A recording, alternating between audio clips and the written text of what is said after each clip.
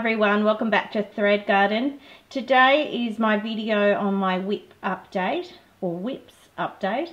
I have a few, so I'm delighted to share them with you. First up, I have a finish in that I've stitched everything I need to do, put on the embellishments, I've put on the beads, so it's all ready to be stitched up into a stocking. This is my 5th Shepherd's Bush Christmas stocking. This is Brett's stocking from 2007, and I will pass it to my local needle workshop who will organise somebody to stitch it up into a stocking for me. I've stitched up 2-inch stockings before.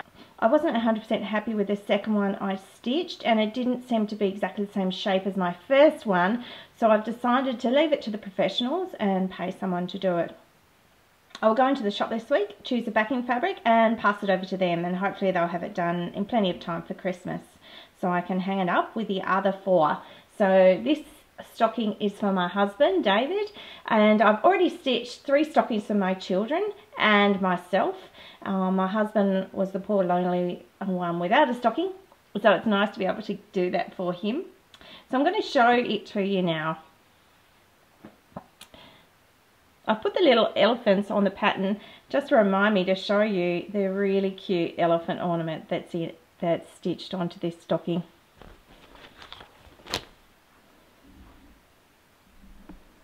It's hard to get a full view of it. It's a big project. It's on 11 count raw linen, so it's hard to share it all in the one piece. I'll zoom out so that you can see the majority of it, and I'll scroll up and down. It's a combination of DMC Pearl, Weeks Dye Works Pearl number 5 and Crescent Colours number 5. There is a lot of variegation. The weather outside's not particularly fabulous, so it's a bit of a dull day. I've got my light on next to me just to try and give it a bit more lift. I don't know if anyone else of you find it, but sometimes when you try to photograph linen, I get these sort of waves in the linen. Oh, it's a bit frustrating. So this is a beautiful boat down the bottom, got lovely sheep, and there's the elephant charm on the side. Zooming on that. I just love the little buildings, Middle Eastern buildings. They really create it. This boat is delightful with the 3 little wise men on it, and I didn't realise they were wise men until I really stitched them. I'm a bit daft sometimes. Oh, there's a little owl. There's a little whale charm, which is very sweet. Oh, there's a really cute fish charm. So there are lots of buttons added. There's a beautiful little cherub on top of the boat. Buttons on the robe. Oh, I love this little pear charm. Isn't that cute? And this strawberry is so gorgeous. Thread it is done in is absolutely divine. The majority of the robe is done in this gorgeous colour called Razzleberry, which is from Crescent Colours. And then there's that other beautiful colour next to it, which is raspberry, and it's Weeks Dye Works colour. I was a bit worried this wasn't that masculine. When I saw the pattern on the front is quite the pattern on the front has more bluish tones, but when you actually stitch it in real life, there's more purples. I absolutely love this purple here, and I love that mauve, but I guess my husband, I feel, is a bit more blue toned in his likings, more like the waves and this lovely house here. So I haven't got as many blue tones in it as I liked, which is a bit of a shame, but he doesn't mind. He isn't particularly into the commercial side of Christmas. He's always he's much more into the religious side of Christmas, so it was important I got him something that wasn't too commercialised. That's why I went for a king rather than a Santa, and he liked the pattern to give it, and he's really thrilled, and I'll back it with a beautiful red burgundy colour, a bit like the Razzleberry, and hopefully it'll give it the masculine feel it really needs. Just going to find out what the name of the purple colour is that the headwear is done in. So that's called Mulberry, and that's a Weeks Dye Works colour. Moving on. Okay, now you haven't seen this project for a while. This is a historical sampler company project called London, and I took it with me to New Zealand and was pleased to be able to stitch on it quite a lot more.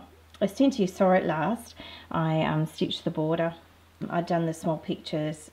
It was great to start the border, and that's stitching up really well. I'm going to make that into a cushion, and I should get that finished soon. As you all know, I'm doing that 31-day January challenge, so maybe I might throw that into that challenge and do it over January, which is our summer, and it's always nice to have a project that's not too precious, that I can stitch outside in the sun on a sunny afternoon during the summer school holidays. I'll still be working normally. Unfortunately, I won't get the summer holidays like the children, but I work 2 to 3 days a week, so I will have a bit of time free over the summer when I'm not running the children around with their usual activities to work on this. So it's cute, isn't it? Alright, I'll show you the next one now. Funny enough, today is Thursday. I'm not sure when I'm going to be able to post this video up. Hopefully it'll get up very soon, by Saturday hopefully. So this is a Throwback Thursday project. I hadn't worked on it for about a year. Isn't that terrible? I started it, I absolutely loved it, but I got distracted by the Bothy Threads Castle and a couple of other projects like the Prairie Schooler alphabet, and it's taken me away from it.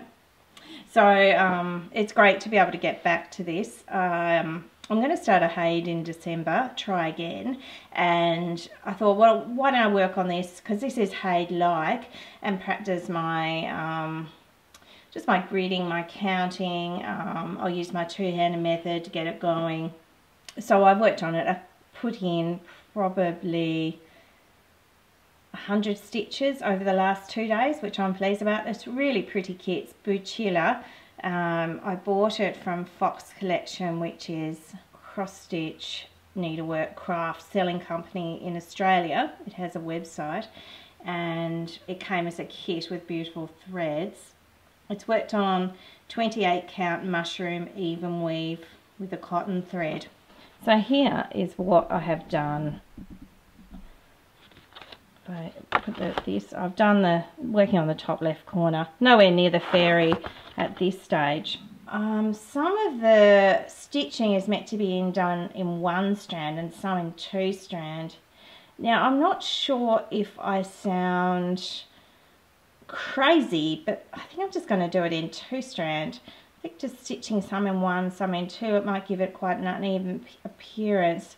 I guess if you're doing it 1, it means that the background will come out a bit more and mute down the colours. I just don't think I can be bothered. I love starting my stitches with the loop method. If I use 1 strand, then I can't do that anymore, and that'll slow me down. So actually, so far, I'm stitching it all in the 2 strand. These areas here are meant to be the 1 strand. I think I can get away with it. I would love your opinion on it. The name of this project is Touch of Gold. I should have said that at the start.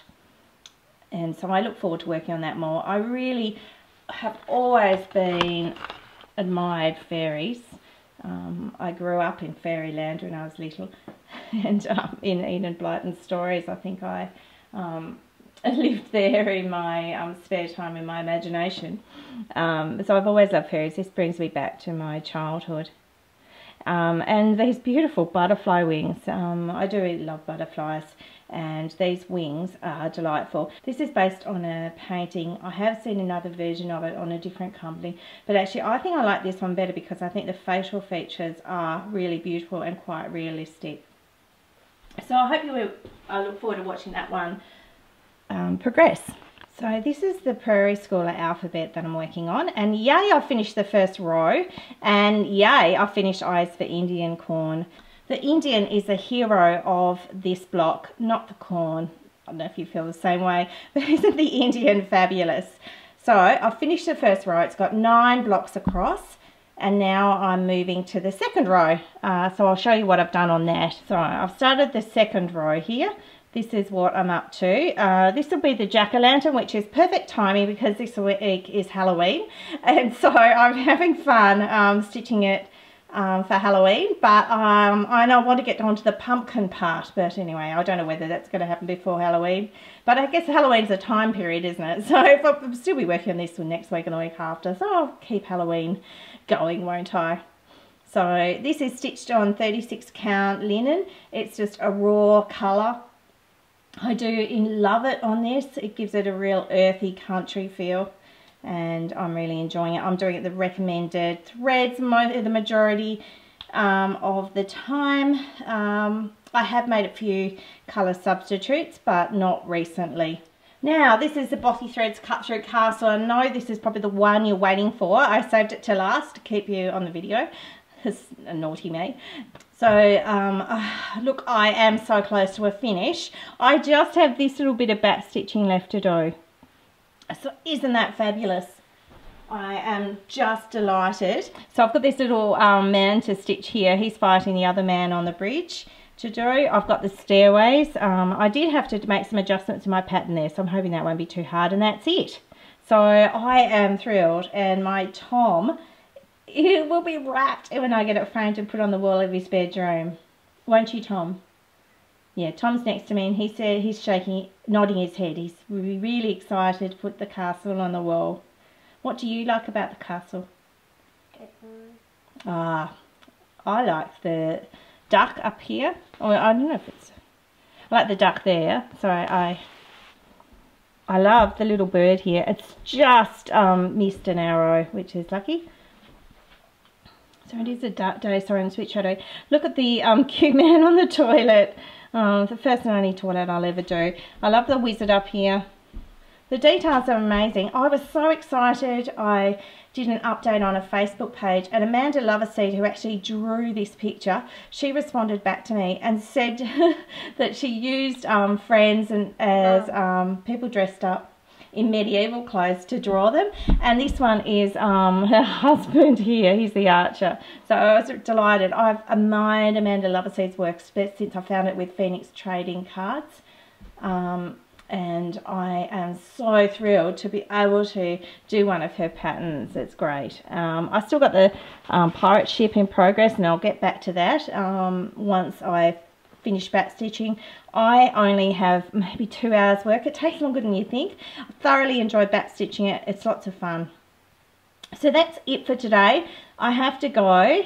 Do you want to say? Tom's with me and he wants to say goodbye. Do you want to say goodbye? No? Okay. Alright. Tom's a little bit shy.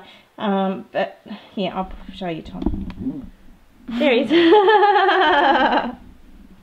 Anyway, I'm going to head off. I hope you've had a great stitching day. I haven't done any recent tags. I promise I will. I've been working a lot the last couple of weeks, but my hours are looking better for the next few weeks. So I will promise I will get to those tags. Love, love, love everybody's videos. Love the community. Thank you so much to my subscribers, people who like, people who comment, anyone who watches. I'm thrilled. Happy stitching. Bye.